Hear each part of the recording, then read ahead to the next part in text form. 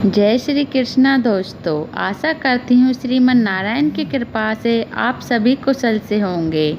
आज मैं आप सभी के लिए बैसाख मास में बैसाख स्नान के पश्चात सुनी जाने वाली अति सुंदर शंख नामक ब्राह्मण और व्याध की कथा लेकर आई हूँ। चलिए सुनते हैं। सूर्यदेव जी कहते हैं, राजन, पंपा के तट पर कोई शंख नाम से प्रसिद्ध परम यशस्वी ब्राह्मण थे, जो बृहस्पति के सिंह राशि में स्थित होने पर कल्याणमयी गोदावरी नदी में स्नान करने के लिए गए। मार्ग में परम पवित्र भीमरथी को पार करने के बाद दुर्गम जल शून्य एवं भयंकर निर्जन वन में धूप से विकल हो गए थे। बैसाख का महीना था और दोपहर का समय। वे किसी वृक्ष के नीचे जा बैठे। इसी समय कोई दुराचारी व्याध हाथ में धनुष धारण किए वहां आया।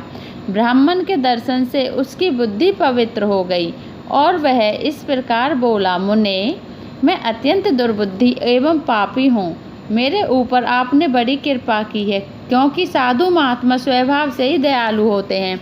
और कहाँ मैं नीच कुल में उत्पन्न हुआ व्याध, और कहाँ मेरी ऐसी पवित्र बुद्धि। मैं इसे केवल आपका ही उत्तम अनुग्रह मानता हूँ। साधु बाबा, मैं आपका शिष्य हूँ, कृपा पात्र हूँ। साधु पुरुषों का समागम होने पर मनुष्य फिर कभी दुख को नहीं प्राप्त होता। अतः आप मुझे अपने पाप नाशक वचनों द्वारा ऐसा उपदेश दीजिए जिससे संसार बंधन से छूटने की इच्छा रखने वाले मनुष्य अनायास ही भवसागर से पार हो जाते हैं। साधु पुरुषों का चित्त सबके प्रति समान होता है। वे सब प्राणियों के प्रति दयालु होते हैं। उनकी दृष्टि में ना कोई नीच है, ना ऊंच है, ना अपना है, ना पराया।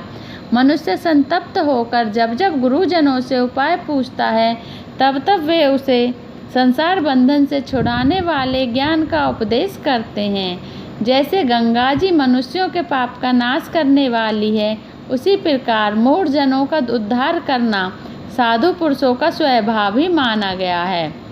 व्याध ने ऐसे वचन सुनकर शंख ने कहा, व्याध, यदि तुम कल्याण चाहते हो तो बैसाख मास में भगवान विष्णु को प्रसन्न और संसार समुद्र से पार करने वाले जो दिव्य धर्म बताए गए हैं उनका पालन करो। मुनि श्रेष्ठ, शंख प्यास से बहुत कष्ट पा रहे थे। दोपहर के समय उन्होंने सुंदर सरोवर में स्नान किया और युगल वस्त्र धारण करके मध्याह्न काल की उपासना पूरी की। फिर देव पूजा करने के पश्चात व्याध के लाए हुए श्रमहारी एवं स्वादिष्ट कैथ का फल खाया। जब वे खा पी कर सुखपूर्वक विराजमान हुए, उस समय व्याध ने हाथ जोड़कर कहा, मुने, किस कर्म से मेरा तमोमय व्याध कुल में जन्म हुआ और किससे ऐसी सद्बुद्धि तथा महात्मा की संगति प्राप्त हुई। प्रभु, यदि आप ठीक समझे तो मैंने जो कुछ पूछा है वह तथा अन्य जानने योग्य बातें भी मुझसे कहिए। शंख बोले, पूर्व जन्म में तुम वेदों के पारंगत विद्वान ब्राह्मण थे। साकल्य नगर में तुम्हारा जन्म हुआ था। तुम्हारा गोत्र श्रीवत्स और नाम सतंभ था।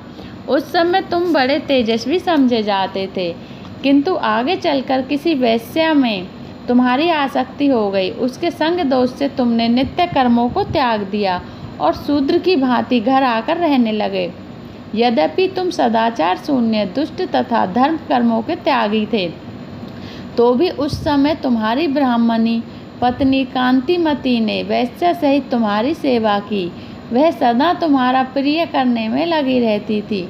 वह तुम दोनों के पैर धोती, दोनों की आज्ञा का पालन करती और दोनों से नीचे आसन पर सोती थी। इस प्रकार वैश्या सहित पति की सेवा करती हुई उस दुखिनी ब्राह्मणी का इस भूतल पर बहुत समय बीत गया।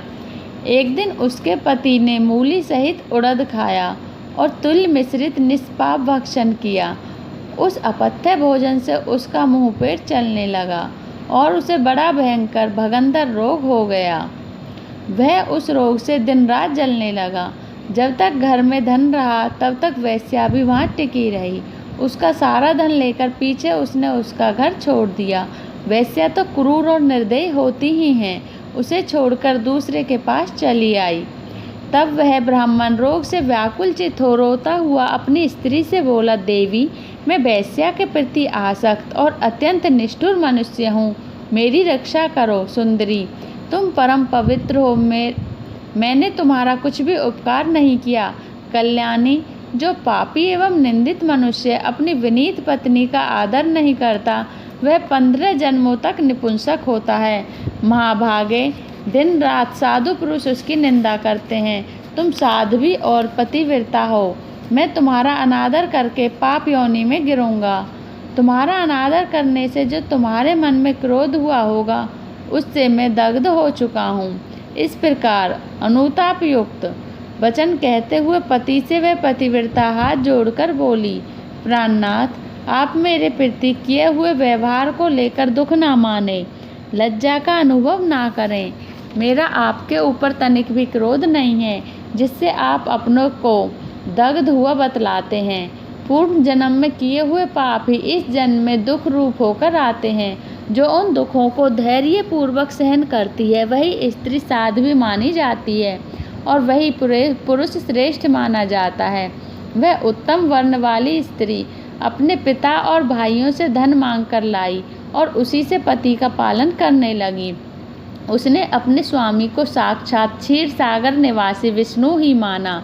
वह दिन रात पति के मलमूत्र साफ करती और उसके शरीर में पड़े हुए कष्टदायक कीड़ों को धीरे धीरे नख से खींचकर निकालती थी। ब्राह्मणी ने रात में सोती थी न दिन में। अपने स्वामी के दुख से संतप्त होकर वह दुखिनी सदा इस प्रकार प्रार्थना किया करती थी, प्रसिद्ध देवता और पितर मेरे स्वामी की रक्षा करें, इन्हें रोगहीन एवं निष्पाप कर दें। मैं पति के आरोग्य के लिए चंडिका देवी को भैंस का दही और उत्तम अन्न चढ़ाऊंगी।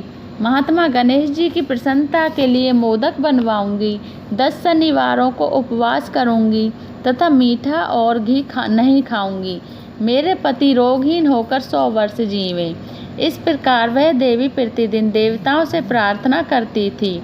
उन्हीं दिनों कोई देवल नामक महात्मा वहां आए। वैशाख मास में धूप से पीड़ित हो सायंकाल के समय उस ब्राह्मण के घर में उन्होंने पदार्पण किया।